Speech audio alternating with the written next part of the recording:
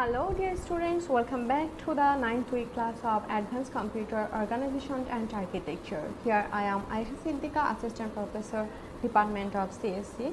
Today we will discuss about the mode of memory hierarchy, and this is the continuous part of lecture 8. Here is a bus structure that is connecting with CPU and memory. So what is bus? A bus is a collection of parallel wires that carry address, data and control signals. Buses are typically shared by multiple devices. If you follow the figure, you can see here is a CPU chip that is established with a register file, ALU and bus interface, and a system bus connecting bus interface and input-output bridge. Then again, input-output bridge is connected with main memory through memory bus. Let's know how a CPU read memory. So there is 3 transactions for read memory. Okay, first transaction is CPU place address A on the memory bus. Here A is a address name that is placed in bus through CPU. Okay, and it will be continue from bus interface to input output bridge and then go to the main memory. The second transaction of memory read is main memory reads A from the memory bus, retrieves word X and place it on the bus. That means when CPU placed address A to the bus, then main memory read this address A and it finds that the address A is addresses a value that is X. So then main memory read the word X and place it on the bus. And then the last transaction of memory read is CPU read word X from the bus and copied it into register AX. So the read memory continue this process in 3 transition. In the first transition, CPU place a address A to the bus interface, and in second transition, main memory read the address and copied the word X to the register, and in the third CPU read word X from the bus and copied into the register. The next topic is memory write. So how CPU write in memory? There is also 3 transactions. In first transaction, CPU placed address A on bus. Main memory read it and wait for the corresponding data word arrive. That means when CPU read write address, place an address A on bus, then main memory read the address and it find that the address is empty. So it will waiting for the corresponding data word to arrive. In the second transition of memory write, CPU get an acknowledgement from the main memory and then after CPU place data, that means data Y on the bus. When CPU place a data Y in the bus, then the third transaction is started. Main memory read data word Y from the bus and store it at address A. Here is the input output bus connection. So if you follow, you can see that the input output bridges is connected with the USB controller, graphics adapter, disk controller, that means local disks, and some expansion slots for other devices as network adapters through a bus, that is input output bus control. So CPU is connected with input output bridge, then input output bridge is connected with the other devices through input output bus. The next topic is reading a disk sector. by CPU.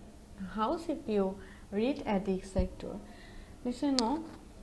If you follow the figure, you can see the bus interface is connected with input output bridge, and through the input output bus is directly connected with the disk controller, but disk is not connected yet. So CPU initiated a disk read by writing a comment, logical block number and destination memory address to a port associated disk controller. That is the second transition for reading a disk sector. So here disk controller reads the sector and performs a direct memory access transfer into main memory. So follow the figure. You can see here disk is connected through the disk controller, and it is directly performed with the main memory. In the third transition of reading a disk sector, the disk the disk controller is connected with CPU. That means CPU already read the disk. So when the DMA, that means direct memory access transfer, completed, the disk controller notified the CPU with an interrupt. That will be assert a special interrupt pin on the CPU. Here is the equation for average memory access time. So average memory access time is equal to percentage of instructions in multiplies hit time plus instruction miss rate into missplanity plus percentage of data multiplies with hit time plus data miss rate into missplanity. Here hit time means if you search a data and that will you get in register, that is the hit time, that is the hit time. And if you don't get the data in register, that is your miss instruction. And if you miss an instruction, then you have a time that is called missplanity. Here is an example for average memory access time by using this equation.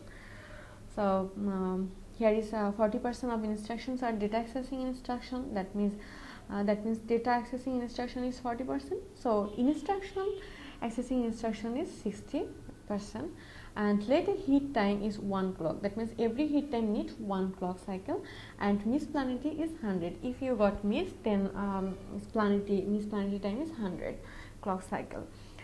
Then assume instruction miss rate is 4% and data access miss rate is 12%. That is the average memory. So you have to find what is the average memory access time. Here is a solution. Take a look of the solution, and must care that the average memory access time unit will be clock cycle.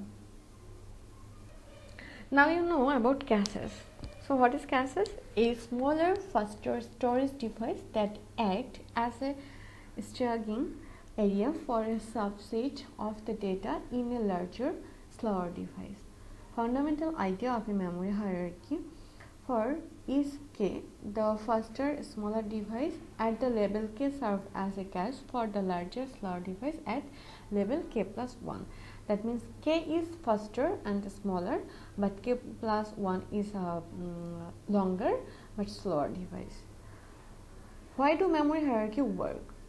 Programs tend to access the data at level k more often than they access the data at level k plus 1. The storage at level k plus 1 can be slower and larger and cheaper per bit. Net effect: a large pool of memory that costs as much as the cheap storage near the bottom, but that services data to the program at the rate of the first storage near the top. Cache misses has three types, but three categories. The first one is cold miss. That means cold miss occur because the cache is empty. If your cache is empty, then what will be happen? The cold means conflict means most caches limit blocks at label k plus 1 to a smaller subset of the block position at label k. Suppose block I at label k plus 1 must be placed in block at label k plus 1.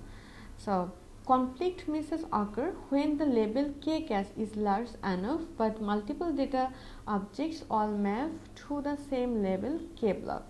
That means for example 080808, that means the whole block is completely full with the same data. So that type miss is called conflict miss.